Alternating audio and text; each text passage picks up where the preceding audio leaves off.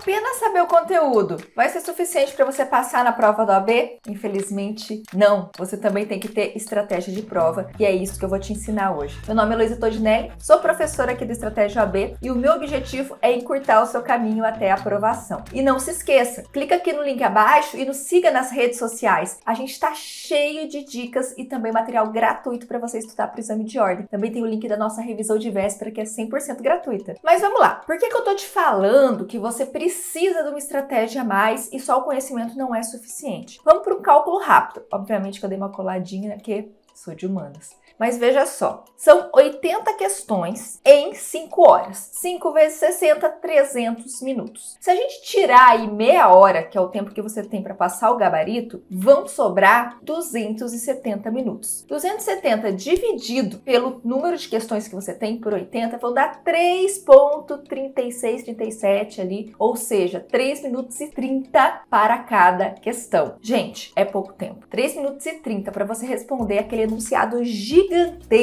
Não tem como você ir bonitão lá, vou ver o que é que dá. Impossível. Você tem que ter pelo menos treinado para você compreender o que é que vai aparecer para você no grande dia. E por que eu tô falando isso? Muitas vezes a galera estuda a lei seca, afinal de contas ela representa 90% da sua prova, mas se esquece que a FGV, ela pensa no quê? Ela pensa que você precisa se tornar advogado. E quando você for advogado, não vai chegar um cliente no seu escritório e falar assim, olha doutor, eu preciso que o senhor faça uma inicial para mim utilizando o artigo tal, da lei tal, e depois o senhor entre com uma liminar baseado, fundamentando-se em outro artigo, também podemos usar a súmula. Não, o cliente vai chegar desesperado para você, falando todo o problema dele, até coisa a mais, né, ou às vezes coisas a menos também, e você vai ter que pegar aquele caso concreto e transformar em conteúdo jurídico. O raciocínio da FGV, quando ela vai fazer a sua prova, é mais ou menos esse. Ela pensa que ela quer desenvolver um conteúdo para uma pessoa que vai ser advogada, responda e consiga ali compreender e interpretar rapidamente. Então, como é que a gente vai fazer para desenvolver a melhor estratégia de provas? Já falei para você, não vai adiantar você só saber conteúdo? Não vai. Mas o que é que vai adiantar você fazer agora até o dia da sua prova? Depende muito. Você pode estar no estudo de longo prazo, de médio prazo, de curto prazo. Independentemente disso, alguns pontos têm que ser levados em consideração. Como eu falei, fazer simulados é essencial. Você precisa desenvolver isso durante a sua preparação, que é a única maneira que você tem de simular o dia da prova. Você vai trabalhar como se lá estivesse. E fazer simulado de verdade é você imprimir o conteúdo, é você se fechar ali numa sala, só levantar para ir ao banheiro, já deixa sua água do lado, vai cronometrar o seu tempo ali.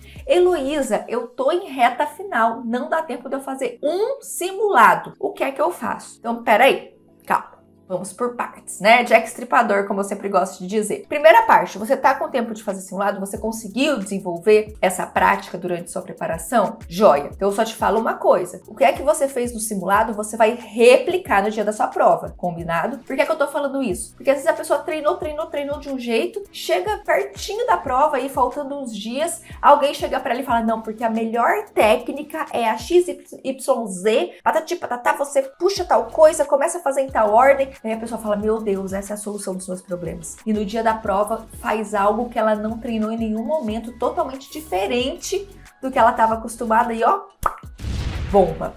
Não se ilude, não se influencie. Se você tem feito de uma maneira que tem funcionado para você, não mude. Agora, se você é aquele cara que deixou para a última hora, não fez um simulado, mas estudou a lei seca, precisa ir dar um sprint final e usar alguma técnica para melhorar o seu rendimento. Primeira coisa que você tem que levar em conta com relação à prova do OAB é a ordem das disciplinas. É sempre a mesma ordem, gente. São 20 disciplinas, certo? E as disciplinas, elas são divididas da seguinte forma. Começa ali por ética, as 8 questões, que são 10% da sua prova, e termina com o processo do trabalho. E vão desenvolvendo as demais ali, como aí vocês estão vendo nessa lista. Gente, um ponto importante. As disciplinas não têm o nome delas em cima da questão, não. Não vai aparecer FGV, ética profissional, direito do trabalho, direito penal. Não vai aparecer nada, tá? A FGV vai apenas jogar as questões ali para você. Mas no dia da prova, muitas vezes você pode não saber dessa informação, e aí você chega lá animadão, felizão, deixa eu achar aqui as questões de ética, de constitucional. Você não vai achar nada, meu amor, porque não tá escrito. Você vai ter que identificar qual disciplina que é por meio do conteúdo que tá ali exposto para você. Então guarda essa informação, porque apenas com o treino mesmo você vai conseguir saber em que momento tá cada uma das disciplinas, ou então, conforme você for estudando, você memoriza a ordem e o número das questões, que isso já é padronizado pela FGV. E a pergunta que não quer calar: vale a pena resolver a prova na ordem? Sinceramente, quando eu era OABeira, era concurseira, eu gostava de resolver a prova na ordem por conta de ansiedade. Porém, a maioria das pessoas prefere montar a sua própria ordem. Por quê? Por conta da facilidade ou conhecimento a mais em determinadas disciplinas. Um ponto, independentemente disso, que eu queria que você levasse em consideração é o seguinte: eu falei para vocês, ética é a primeira disciplina que vai aparecer na sua prova, questões 1 a 8. Corresponde a 10% do conteúdo total. É a disciplina mais importante e o custo-benefício dela é muito alto na hora de estudar.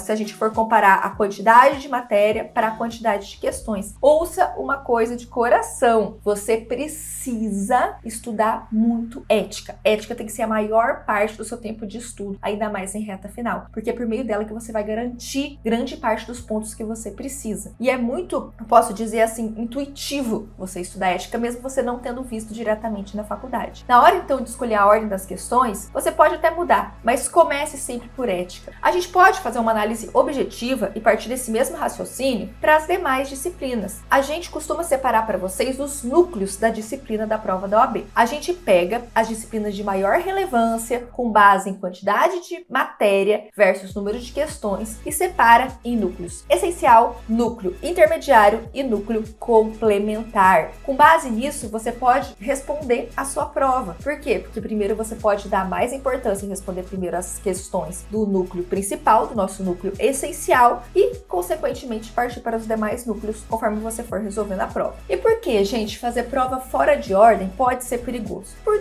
diversos fatores, como eu falei para vocês. Você pode vir a pular alguma questão. Se você é aquela pessoa que gosta de responder a questão e logo passar para o gabarito, você pode assinalar errado. Existem vários fatores que podem ir além da sua noção. Eu nunca fiz isso. O nervosismo, a ansiedade na hora da prova. Então tome muito cuidado na hora de aplicar essa técnica, que ela pode ser muito útil na hora de você conseguir desenvolver uma prova com mais tranquilidade, por conta de você fazer primeiro o que tem mais relevância, você vai estar mais descansado no início, mas ao mesmo tempo você pode se perder ali na hora de passar o gabarito. A gente às vezes costuma ficar muito atento na hora de responder a questão, e aí quando responde dá uma relaxada e acaba ficando um pouco mais distraído na hora de passar o conteúdo para o gabarito. Então, cuidado com isso também. Um outro ponto que você tem que tomar muito cuidado é o fato da FGV ser traiçoeira. É isso mesmo. É óbvio que ela quer que você reprove. Ela não quer uma prova fácil. Ela quer que você preste o exame 300 vezes para pagar bem mais de R$300 de inscrição toda vez. Ela quer, aproveitar, e ela vai fazer de tudo para você reprovar nessa prova. Por mais que sejam só 40 questões, apenas metade da prova, são questões difíceis.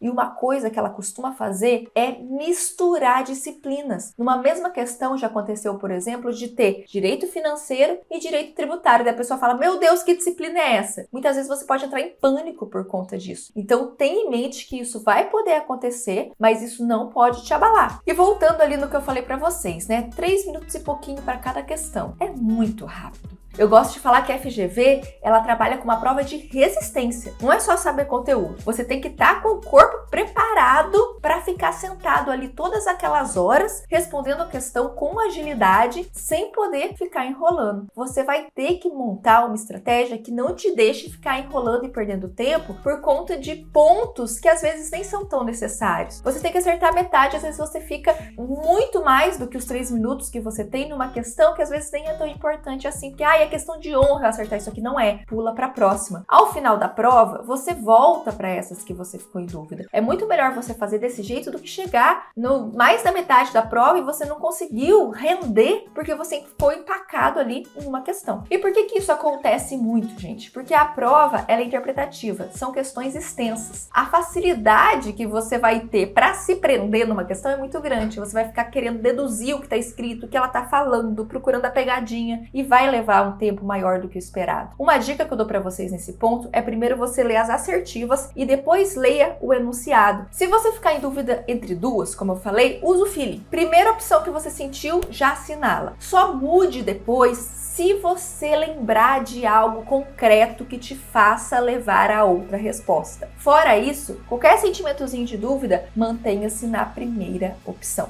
Um outro cuidado que você tem que ter na hora de responder as questões da FGV, que é muito interpretativa, que gosta de uma pegadinha, são termos que te levam à dúvida. Termos como sempre, exceto, apenas, todavia, todos, nunca. Você deve tomar cuidado, porque muitas vezes essa questão pode estar errada só por causa do termo. Outro ponto também que acontece muito, que você pode levar em conta na hora de resolver a sua prova, é o seguinte: que horas você vai passar o gabarito?